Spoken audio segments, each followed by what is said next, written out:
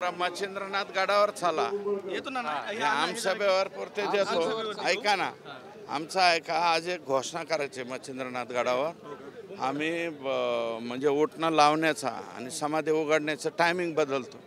आज जर टायमिंग गेलं तर सगळ्या नाथ भक्तापर्यंत जाईल।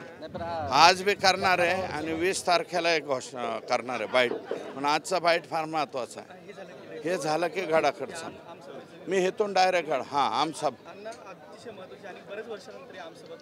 7 वर्षानंतर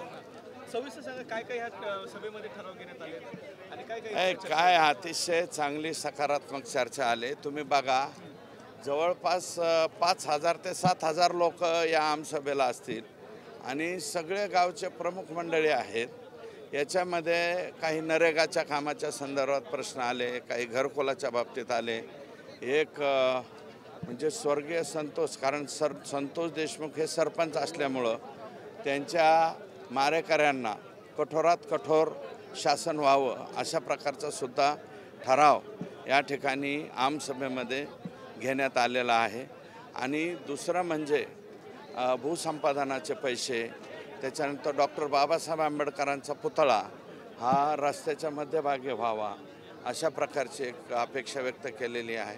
आणि त्या सगळ्या प्रश्नाला मला वाटतं आपण पत्रकार मित्र इथं होता, आपण पाहिले त्या प्रत्येकाच्या प्रश्नाला सकारात्मक उत्तर देण्याचा प्रामाणिक प्रयत्न मी केला आहे, माझ्या तहसीलदारांनी केला आहे, माझ्या SDMनी केला आहे, माझ्या BDOनी सुद्धा या ठिकाणी केला आहे।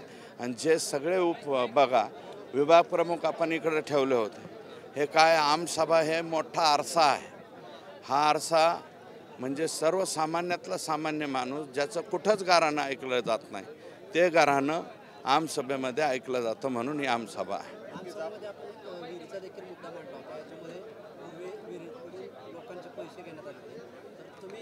हे मी तेच काय केलं की काही इथले BDO यांनी जाता जाता केला इशारा, म्हणून ते पाथर्डी तालुक्यातलं एक गाव आहे, त्या गावाच्या हॉटेलवर बसून किती विहिरी मंजूर केल्या, त्यांचे कागदपत्र इथं नाहीत, त्यांचं साधा एक कागद आहे नसताना मग विहीर कसे चालू करताय?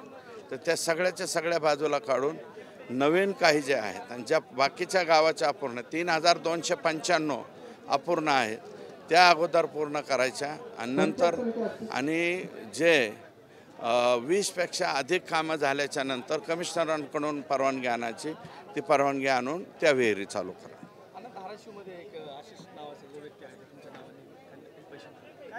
नाही ते पाठीमागं त्याच्यावरती ती टीका झाली, तो विषय मागे संपलेला आहे।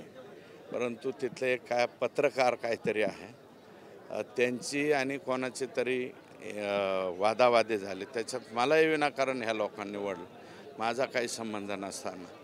तर ते पत्र जे फिरवलं आणि ते जे लेटर पॅड आहे तशा कलरचं लेटर पॅडसुद्धा माझं नाही।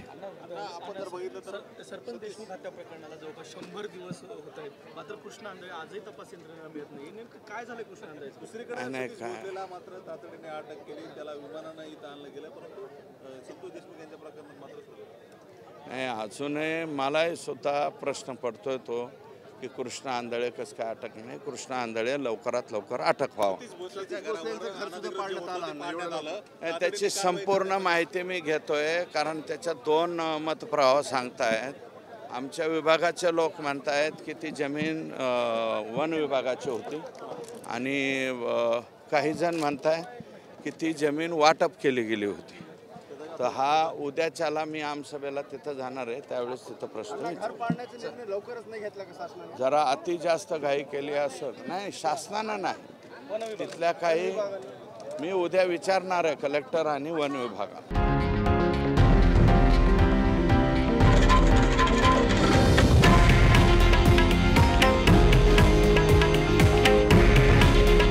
हे आहे देशातील नंबर 1 न्यूज नेटवर्क आणि आपण पाहत आहात TV9 मराठी।